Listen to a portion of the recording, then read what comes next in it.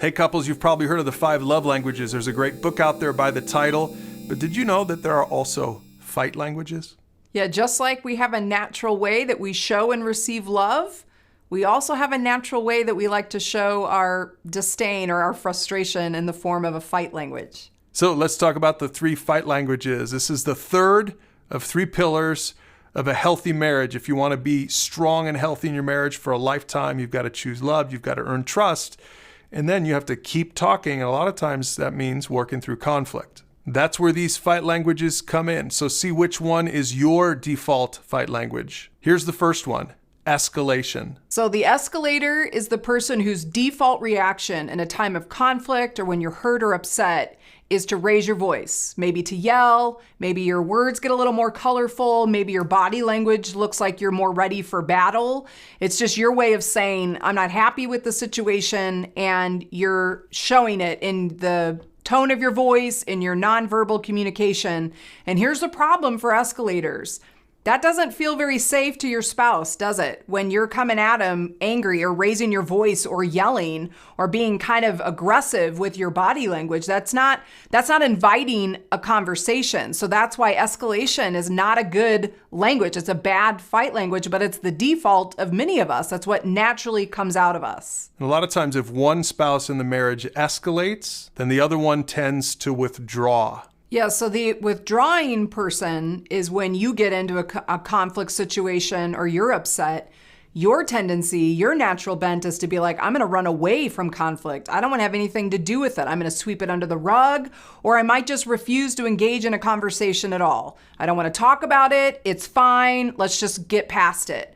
And a lot of times the withdrawer marries the escalator. So you can see how that dynamic doesn't work well. So your spouse is angry and upset and is escalating, and then you're married to someone that's withdrawing. And so now it's just kind of like a gerbil on a wheel, right? You're just kind of chasing after each other. The more you escalate, the more your spouse wants to withdraw. So the problem with the withdrawing person is you're never creating the opportunity for the conversation because you're just trying to run away from it. You're trying to sweep it under the rug, and that's frustrating for your spouse. And the third one is probably the worst of all of them. We call it invalidation. This is when you invalidate your spouse's perspective altogether. This one can be especially toxic, and really an invalidator can also be an escalator and a withdrawer. Like, we can be all 3 of these in some ways, but some of us, our natural bent is to just minimize our spouse's feelings and maybe just say, you're being ridiculous, or you're so overdramatic, or that's not true, or you're just crazy. Saying things that just invalidate the feelings of your spouse. And boy, I mean, again, that's a terrible fight language too, because who wants to be married to someone that you feel like you're trying to express your feelings? Maybe you're not doing it perfectly every time, but then to have your spouse act like you're ridiculous or you're stupid or just completely invalidates your thoughts and feelings altogether. So you can see how all 3 of these languages really are not helpful to a healthy conversation. They do not create a safe place for spouses to come together to really get at a conversation that moves towards solutions. So those are the 3 fight languages, and we thought that we would leave you with 3 better options for healthy communication in your marriage. And the first one is real simple. Don't point fingers. I know, as hard as that is when we're upset and frustrated, don't point fingers at your spouse. Do you want to start a conversation? Do you want someone to start a conversation with you pointing fingers at you, right? I mean, like, that basic skill to avoid that is just to use I feel because statements. I'm feeling angry, I'm feeling hurt, and here's why, because. So use I feel because. Do not start a conflict or a conversation with your spouse and point fingers at them. Number 2, practice what we call active listening. You think about when you're upset or hurt, do you want someone to discount it? Do you want someone to not listen to you and just kind of give their rebuttal of why they think you're right and you're wrong? I mean, no, none of us want that. So if we want to have a healthy conversation, then we both have to be willing to listen.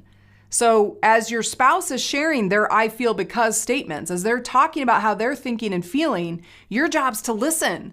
And not just to listen to be able to say you're wrong, but to listen to say, I want to understand your point of view. I may not totally agree with your point of view, but I need to at least understand it. And I need to give you the dignity and the respect that you have a point of view, just like you want your spouse to do for you. So listening is a second important key. And when you do those first two things, you can get to the third thing, which is finally to solve the problem together, because that's really the goal of conflict. It's not just a fight for the sake of fighting. It's so that you can see a problem and solve a problem. Right. And it's an opportunity to grow as a couple. It's an opportunity to say, listen, we're for each other. We're not against each other. We love each other. So we have a disagreement here. How do we get to a solution? How do we resolve this particular issue? Is it one of us needs to change a behavior?